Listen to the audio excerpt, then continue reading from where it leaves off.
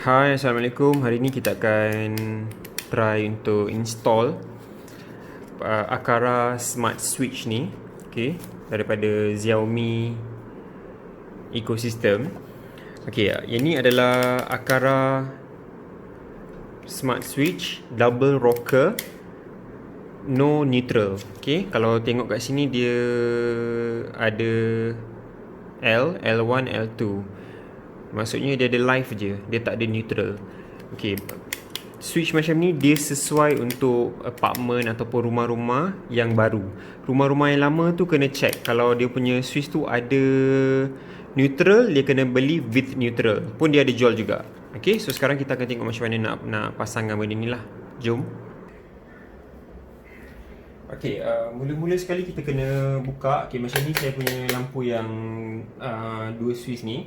Okay, kita kena remove casing kat luar ni dulu. Cara dia kita kopek je kat bawah ni.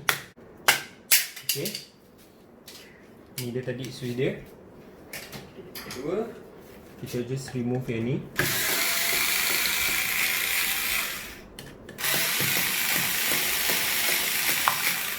Okay,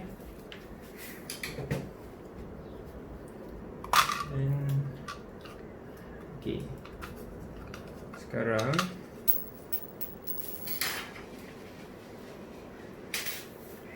Sekarang kalau korang tak sure, korang tangkap gambar dulu sebelum korang remove. Okay, sekarang kita akan labelkan ataupun korang boleh tandakan mana satu live.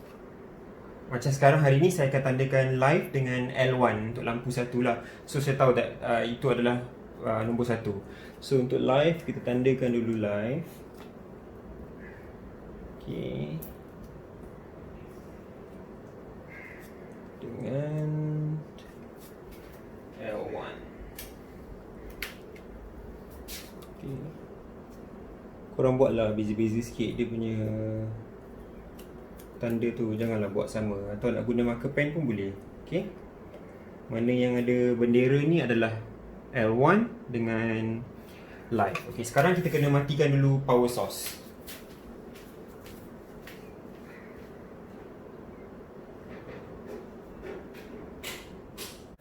Okay, bila dah matikan power source, kita boleh buka lah. Okay, then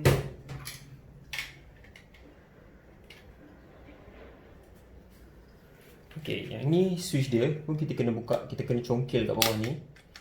Okay, supaya kita senang nak buka. Okay, sekarang korang kena longgarkan dulu dia punya skru ni. Longgarkan sampai korang dah tak nampak lagi skru dekat dalam ni. Okay, okay,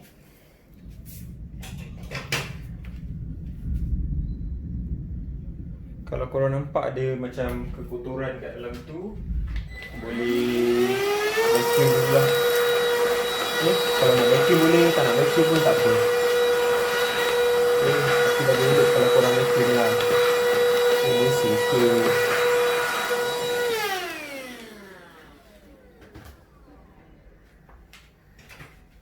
Okay, sekarang cuba dulu masukkan. Boleh tak dia masuk? Ada tak benda yang menghalang ke apa ke? Okay, sebab kalau ada benda menghalang, macam benda ni kalau menghalang dia, korang kena pecahkan dia lah. Okay, now kita okay, sekarang kita dah boleh masukkan dah live wire kita. Okay, ini adalah live. Kita masukkan live wire ni. Okay, bila korang dah masukkan, terus ketatkan.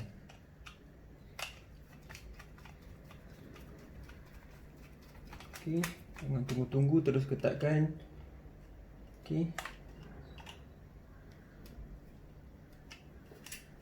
okay, lepas tu L1 pun korang boleh terus masukkan juga. Okay, masukkan L1.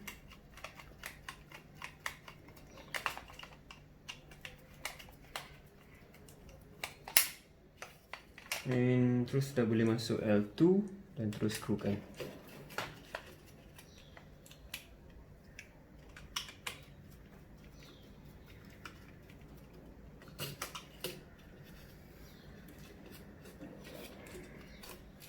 Okey, seterusnya kalau korang rasa macam ada benda blocking, contohnya macam listing dengan benda ni mengganggu, korang boleh pecahkan dia lah. Okey, just gunakan je screwdriver ataupun pecahkan dia sikit. Okey, nanti dia akan terus boleh fit.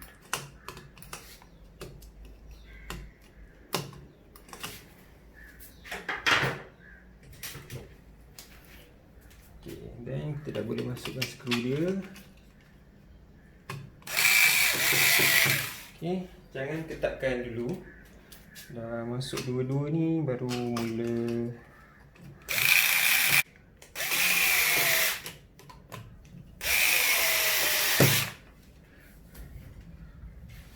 Okay, kalau korang rasa benda ni macam tak lurus ke apa ke, korang boleh luruskan dia sebab dia boleh adjust ke kiri atau ke kanan. Okay, bila dah siap, barulah kita masukkan dia punya switch ni. Okey, macam nak tahu switch ni atas ke bawah, switch dia sentiasa berada di keadaan tertutup. Walaupun korang on, dia tetap akan macam off. Okey, so ataupun korang boleh nampak ada dua tempat untuk congkil tu kat bawah ni. Okey, yang tu adalah di kat bawah lah. Okey, masukkan. That's all. Siap.